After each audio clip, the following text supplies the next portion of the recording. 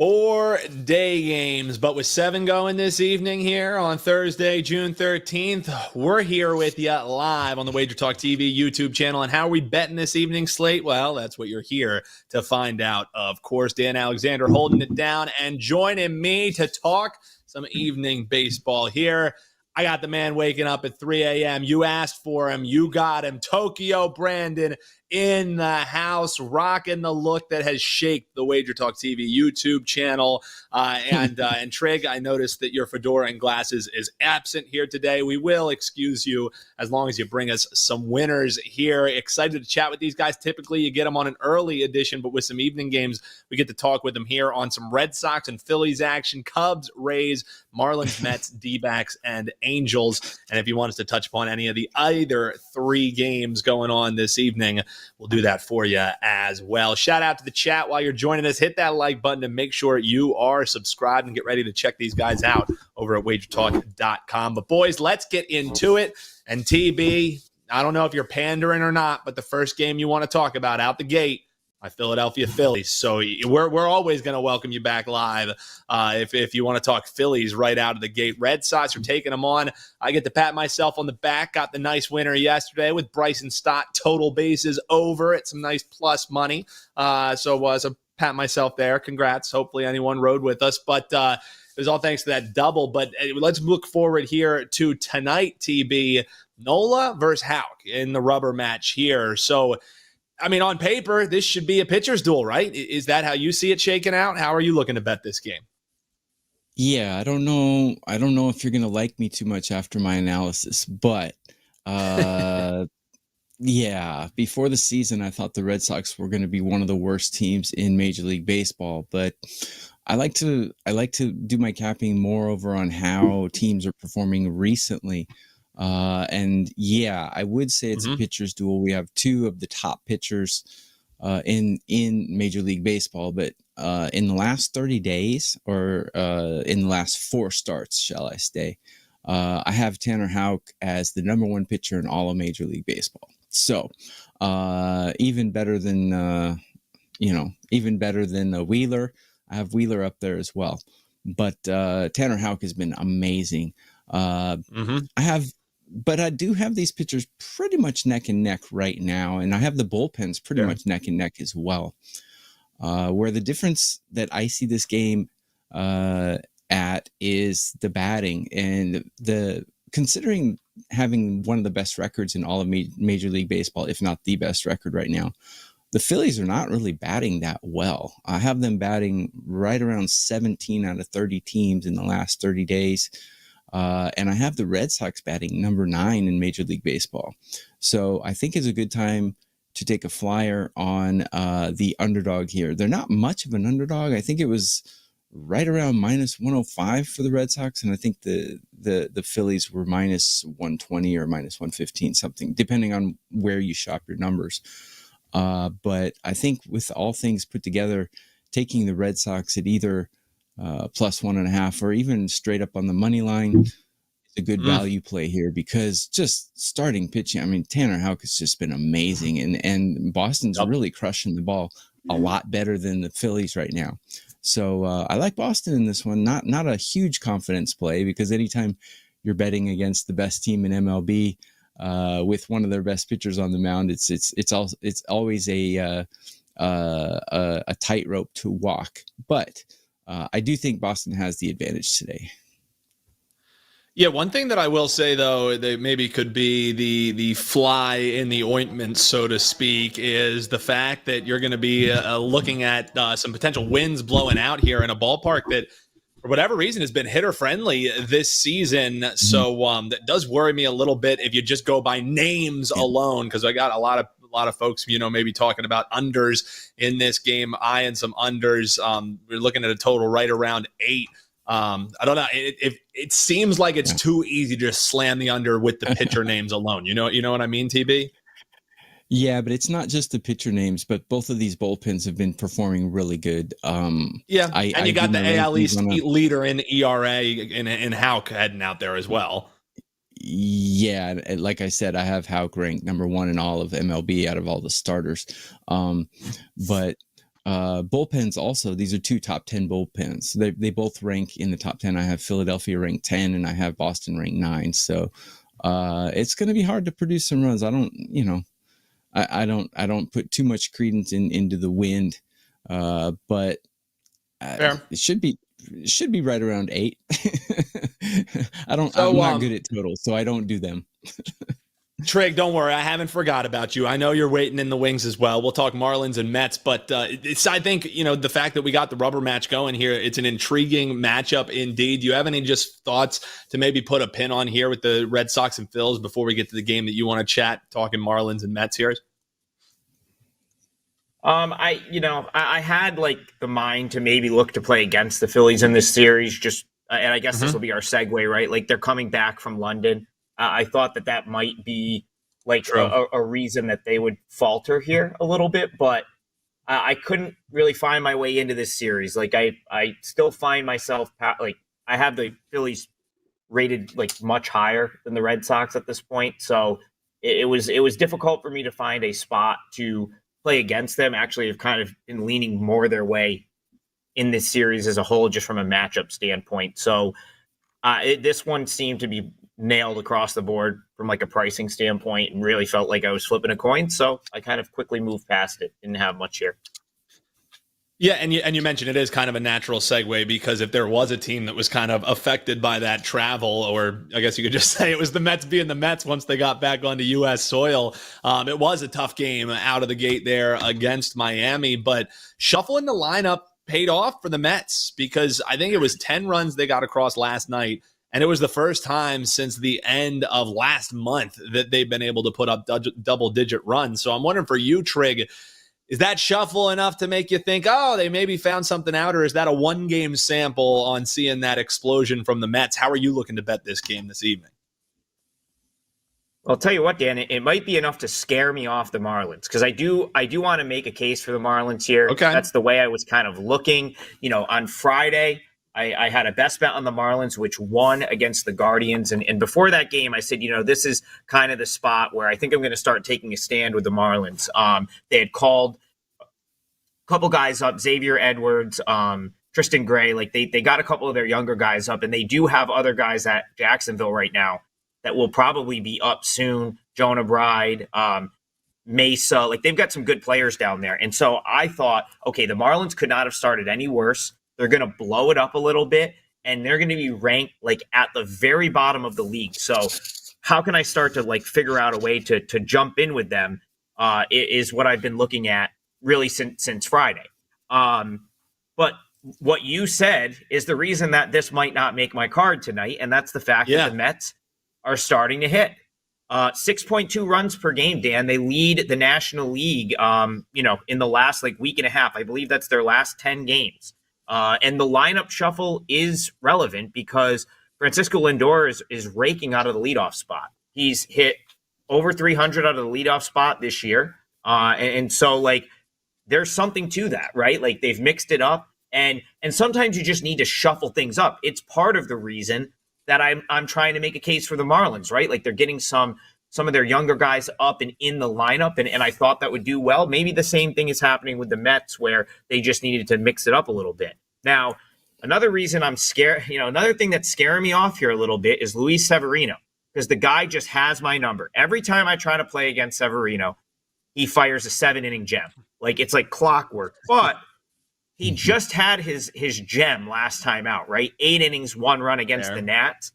And that's the thing with Severino. I mean, he doesn't always string them together. He'll he's been pretty good, like, across the board. His numbers, I think, are solid, but he typically doesn't, I'm going off memory here, but just piggyback like 8-inning 1-run gem with another just like wipeout start. And you want to talk about how the travel might affect someone. I mean, pitchers are such creatures of habit, and going from one start to another and their normal routine. He's now had 7 days since that last start. And in that 7-day stretch, he had to go on a quick little business trip to London and come back. Like, I can't see how that really helps him, especially like a veteran guy that's probably used to doing things a certain way. So I'm not sure how to quantify that, but I don't see how that helps someone that just fired an 8-inning gem last week. Like that can't be something that would be a mark against him, not for him. Now, Rodri Munoz is so erratic. Like, he'll look great for 3 innings, and his stuff will look nasty, and then he'll give up 4 runs. I have hit 14 of my last 16 baseball plays, Dan. I'm on a great run. One of those losses was Saturday night when I tried to come back with the Marlins and come back with Rodri Munoz, and he was pretty good for 3 innings, got into trouble. Believe the Guardians put up a 6 spot in the 4th, and that was all she wrote. So, you're kind of taking a chance, I feel like, backing him here, but, he's shown flashes. Like, his major league debut against the Cubs, I think he got to the 5th inning and he was lights out, and then gave up a couple runs, but still a pretty well-pitched game. And a couple weeks ago, I can't remember if it was against the Dodgers or there was another start at the big league level where he was really good. He went back down to AAA, shut out Nashville. So he has his moments, but he's got to avoid the bad inning. But if you get him and his good stuff, you could definitely be in this game if you're the Marlins. And so I guess I'm asking myself here, Dan, is how much is that plus 1.5 worth to me, right? Because as you guys know, to get plus 1.5 with the road team at this price, minus 120, whatever it may be, like, close to even money, usually you got to give something up somewhere.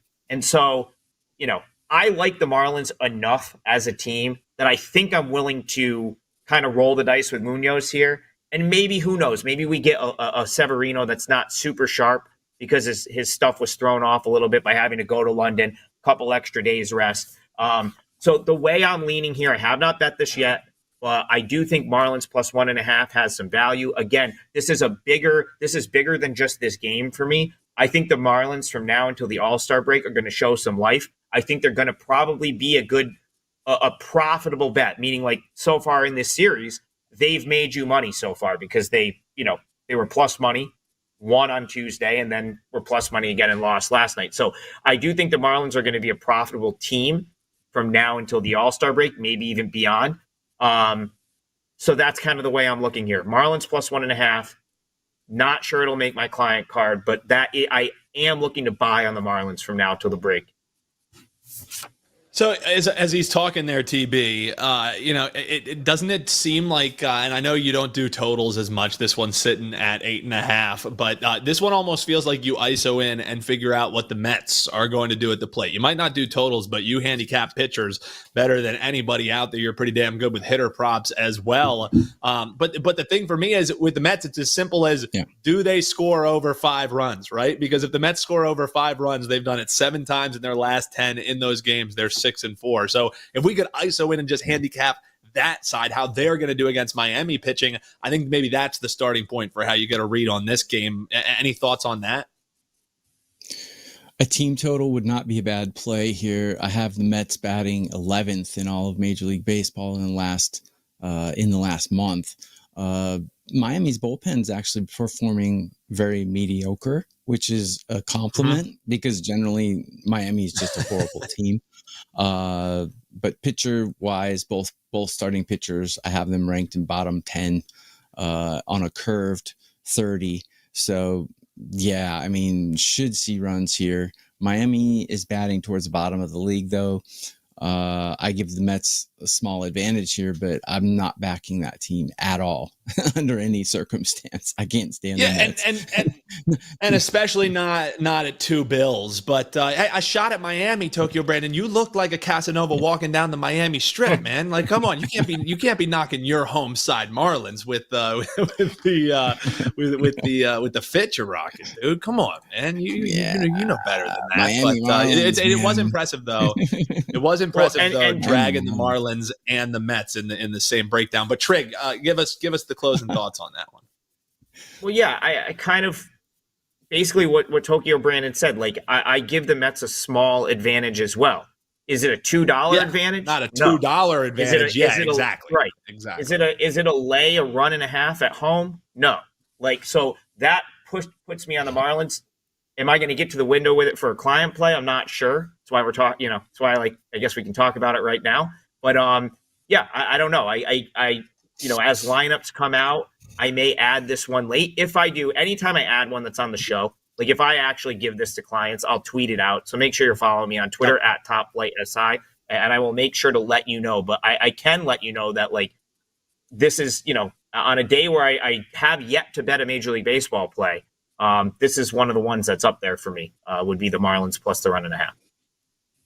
Man, I like Lord Farquaad there looking towards that over Alonso home run. I typically would sprinkle in maybe total hits going over as opposed to trying to call your shot on the home run. The plus money maybe a little bit lower, but hey, I don't hate the breakdown. Speaking of the chat, shout out to the chat joining us here. We appreciate you. We got Boss 429 blowing off some work. Don't worry.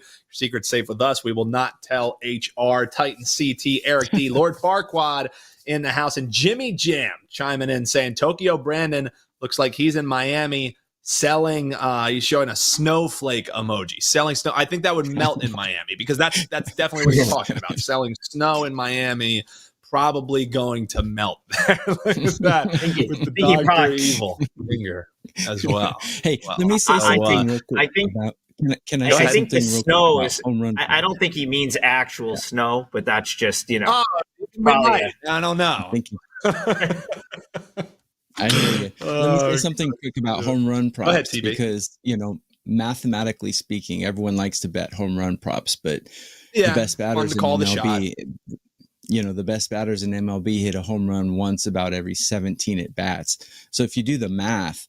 1 in 4 games, you should be getting at least plus 400 for the best batters in MLB. So anything less than 400 is just a sucker bet, unless you're going to have a beer with your friends and enjoy a home run prop. But don't bet home run props unless you get 400 or 500. That's the exact point that you make, TB. Is it's like if you are truly doing this, being really rigid with managing your bankroll and everything, betting props like that are going to be bankroll killers, but if your bankroll allows for it, you want a little pizza money, you're out with your buddies, you're all BSing around. Like, who do you think is going to hit a home run? Who do you throw some bucks on it? Or just bet your friend straight up no vig. Be like, hey, my boy's going to bet it. I'll bet you 10-1 or whatever. That's my suggestion. Talk to some folks and talk them into giving you a bad advantageous bet with your buddies at the bar.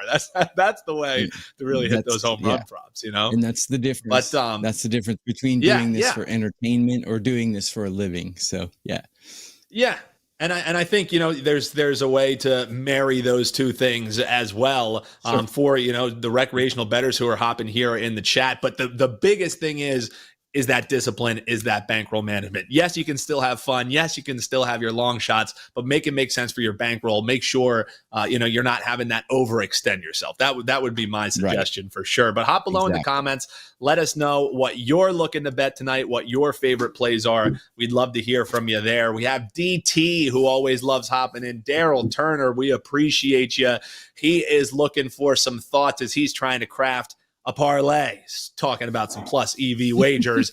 He's talking about throwing Minnesota in there. Talk about 2 Bills and more. Whew, that's a line that they're laying against Oakland. They're opening up the 4-game set. Trig, anything stand out to you in this one? Because I see that price on the Twins. I don't care if it's about the A's or against the A's, a team who's just 4-6 in their last 10 going up against 2-8. This is a big time stinker for me. Even with Joe Ryan on the mound, you can't talk me into laying near 250 on Minnesota. So this one was a cross off for me. I get looking at that big price and saying, hey, parlay piece, that would be maybe a potential blower for me in the opening game of a 4-game set. Medina on the other side. What do you think?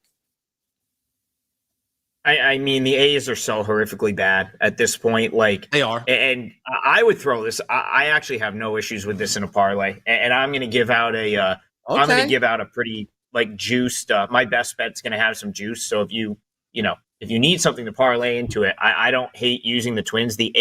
First of all, the Twins have absolutely hammered the bad teams. I think we talked about this when we were doing the Twins Rockies breakdowns earlier in the week.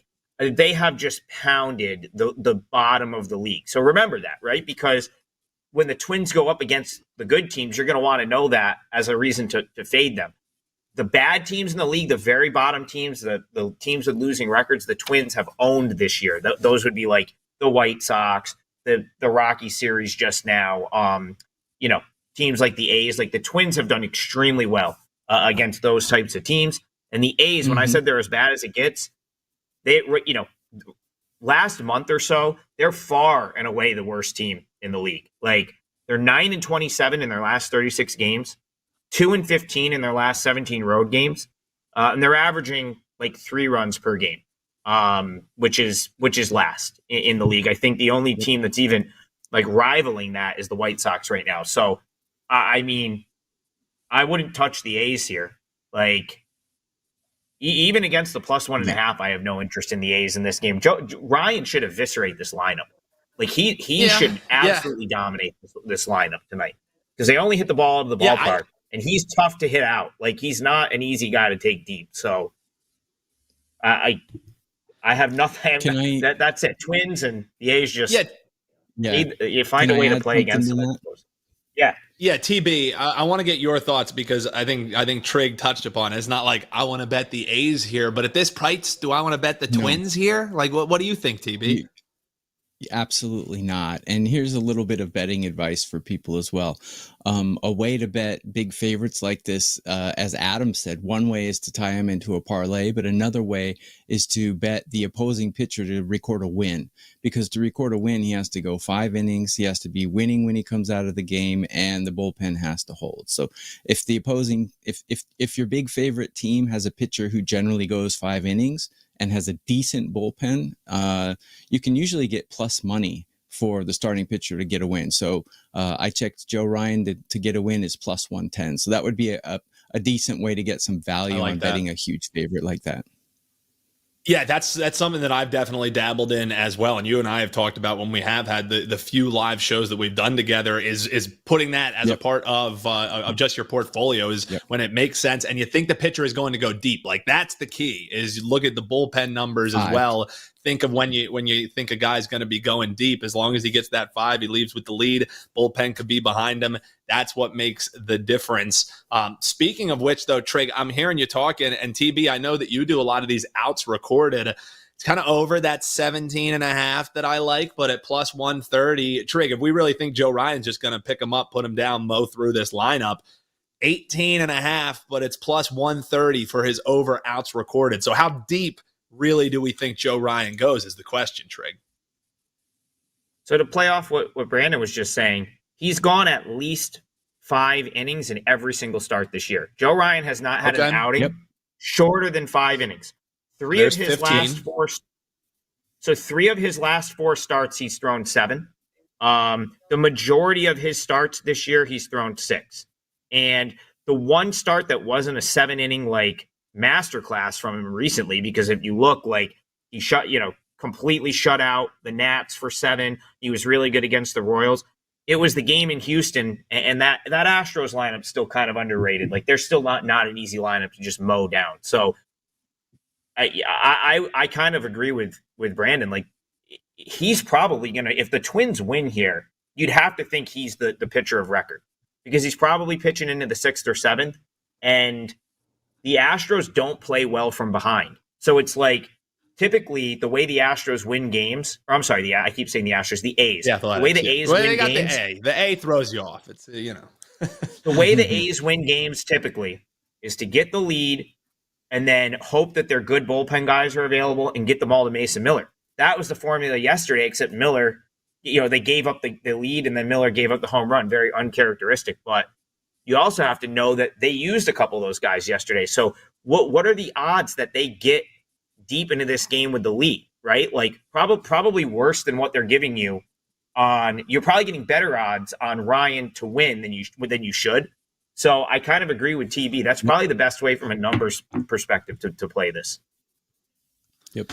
Look at that, boys. I queue up the game talking about how I cross it off my card. I leave it putting Joe Ryan to record a win in my bet slip. That's what First Pitch is all about. Make sure you hit that like button. Make sure you hit that bell as well, so you're notified every time that we go live here. We appreciate you hanging out with us. And if you're joining us on X or you're joining us on Instagram, you probably already have followed us. But if we're on your For You page, make sure you hit us with that follow. We would appreciate it. Gentlemen, let's talk some best bets here. And if anybody else has some games that we haven't touched upon that you want to hear about, definitely let us know. Mahaffey over on the YouTube Shorts feed, liking Ryan's over strikeout total too. That was sitting at 7.5. A's second worst strikeouts per game in MLB. Appreciate that shout out, Mahaffey.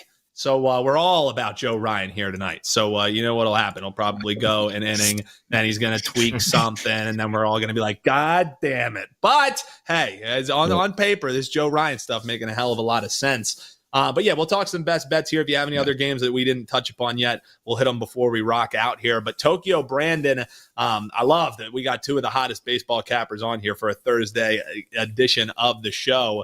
I'm wondering how you're looking to bet this Cubs and Rays game, because the Bellinger bomb aside, man, the road trip has not been kind here for the Cubs. It's 2-4. Now following last night's win. So a series win here today would go a big way of kind of salvaging a little bit here for the Cubbies. Do you think they get it done? And let the folks know what you have up over at WagerTalk.com.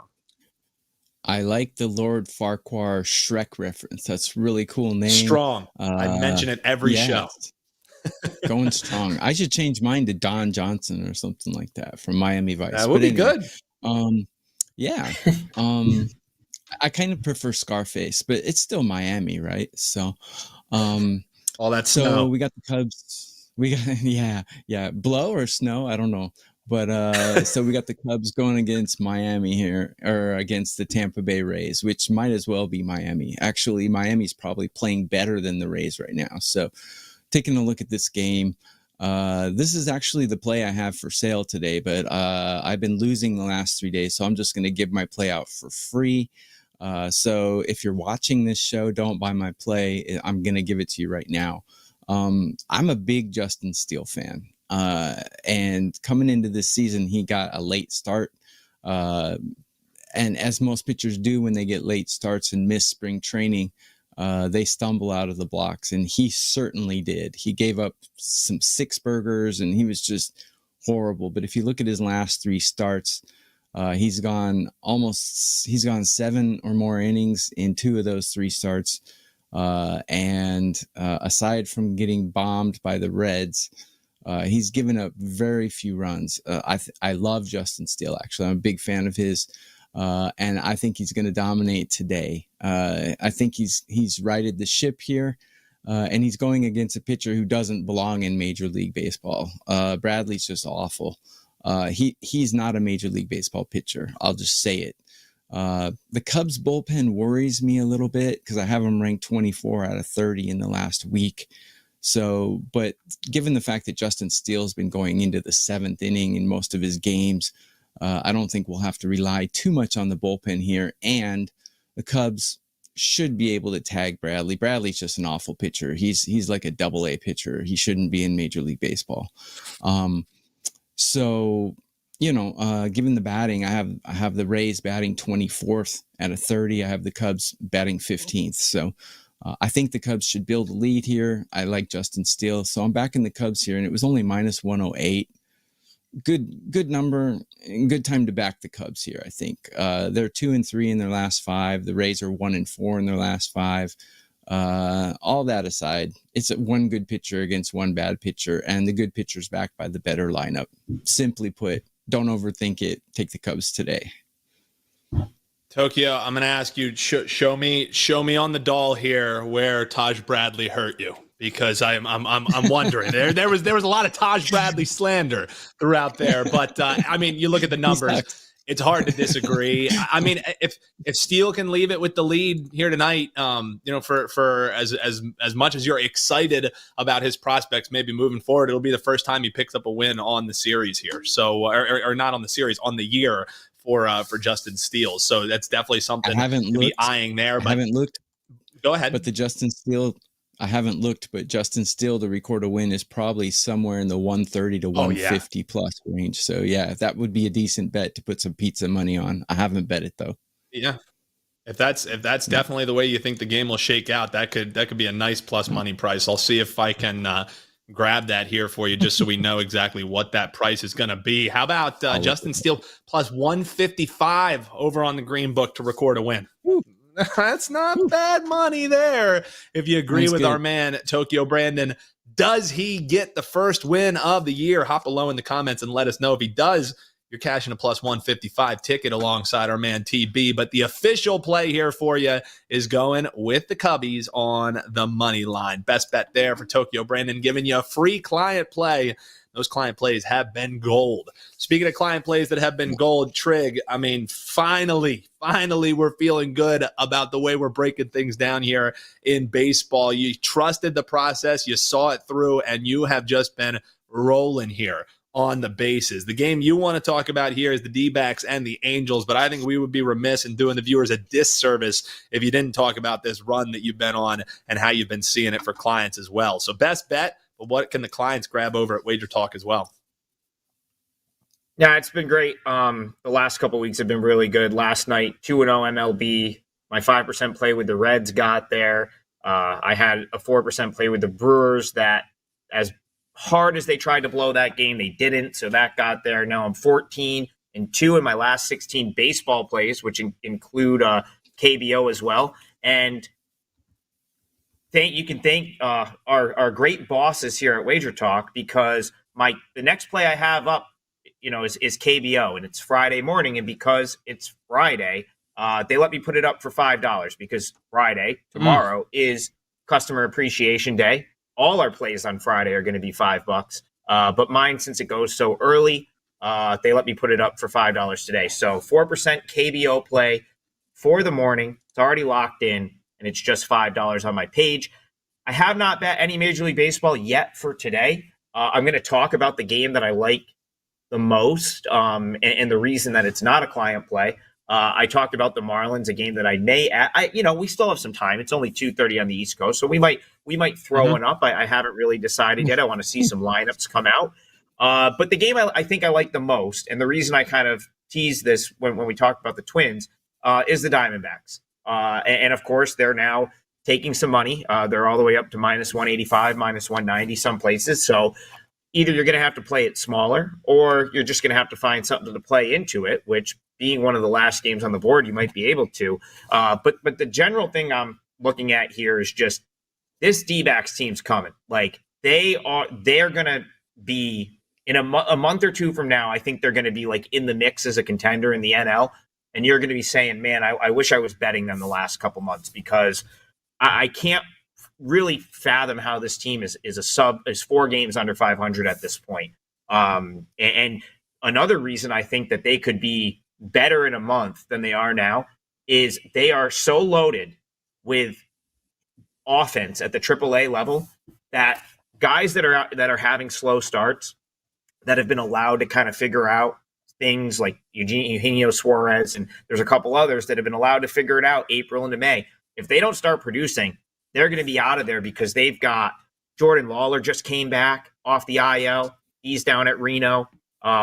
There's 3 prospects, Del Castillo, Chaparro, and Davison De Los Santos, all raking. Like, that's going to create some competition for spots and playing time. And I think you're going to see this team very locked in. I think we're already seeing it. They've now won 7 of their last 11 games. And I think you're going to start to see the production across the board offensively for Arizona start to pick up, which, again, we've seen, because across those last 11 games, they've averaged 5.4 runs per game. It's as right up there with the top teams in Major League Baseball, the last 2 weeks or so. Corbin Carroll's another guy. Couldn't have started off worse this year. And that goes back to the end of last year when he kind of, dipped in production after his insane start to his rookie year. He's heating up. He's had a big series so far. Ketel Marte is guys hitting like 500 the last couple weeks. I think he's like criminally underrated as a player. I think he belongs in the bet. When you talk about like the best talent in Major League Baseball right now, his name belongs in there, and it never is. So I just think that this is a very underrated team across the board, and one I'm going to look to back, at times, going forward. On the other side, the Angels are bad. Like, the Angels belong in that conversation with the White Sox, the A's, the Rockies, and sometimes they're left out of it. I don't know if it's because every year we come in and say, okay, is this the year that they're going to be good with Mike Trout? I don't know what it is, but the Angels sort of get left out of that combo sometime as like the worst teams in the league. And this is one of the worst teams in baseball. Make no mistake about it. And Griffin Canning's been better of late, but I mean, okay, even if he's good here, I'll take my chances against the Angels bullpen, which right now, the only two bullpens for me personally that I have rated worse than the Angels right now is the Rockies and the Blue Jays. So they're right down near the bottom of the league in sort of relief pitching. So, okay, if Canning's good again, maybe they'll break through against the Angels bullpen. Brandon Pfaadt is very good, and I think his numbers are a little bit misleading. He has a 1.14 whip, which is that's elite as far as starting pitching is concerned. His ERA in the mid-4s is a little bit of a result of, I think Torey Lovullo just kind of gives him a long leash.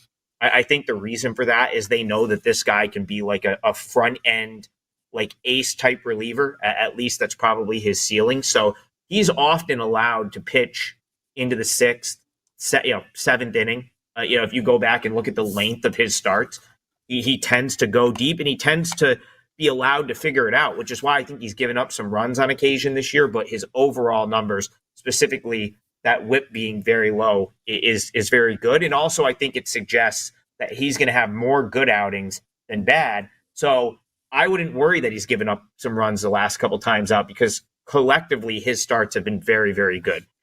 So when I look at all that, I say to myself, Dan, how are the Angels going to win this series? I can't see it. The Angels are not going to the desert and ruining this sort of run that the Diamondbacks have been able to be on over the last couple weeks. I think because of that, this is a big spot for them to take this series at home, coming off the loss last night, and I think they do it. So Diamondbacks money line is going to be my best bet for the show.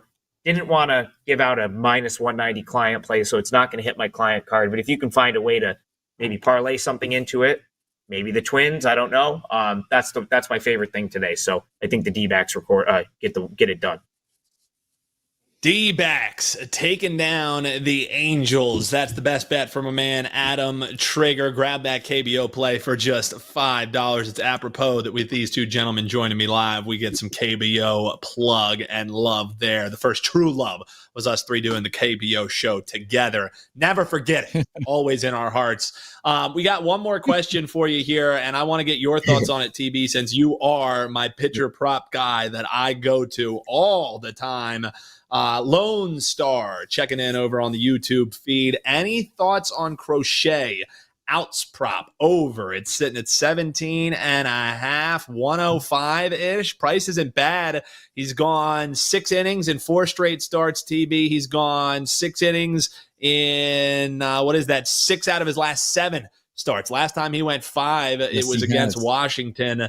What's your thoughts on that? That number seems a little low there. Any thoughts here? It's White Sox. They're going to be opposing the Mariners. So can he get through that lineup a couple times?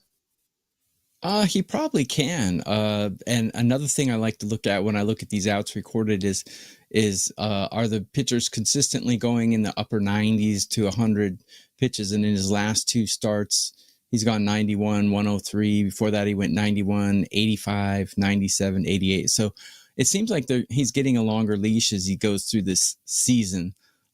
So when I looked at his outs recorded prop, I saw 18, so I laid off it. But if it's 17, I might go back and take a second look. Yeah, my outs recorded prop has been good. I'm the number 1 MLB capper in 2024. I'm plus 115 units in the season right now. So the outs recorded props is a big reason why that's happening. And in a big sample size, if my numbers project the pitcher to go over 17.5, the over 17.5 has been winning at about 65%. So I'll go back and look at this because I thought his number was 18.5, and 18.5 is a number I like to stay away from. 18.5 means he's going to get an out in the 7th inning, and it's pretty rare in today's MLB. Only a few pitchers consistently do that. Like Wheeler's one of those guys, but Crochet, the Mariners are not really hitting that well. It's a pretty weak lineup. I mean, they have some studs like Rodriguez in that, but recently the Seattle Mariners seem to be in a bit of a funk. So yeah, he should be able to finish 6 innings in this game. I think that would be a good bet, and I might go back and revisit it. Thank you for bringing that up. Yeah.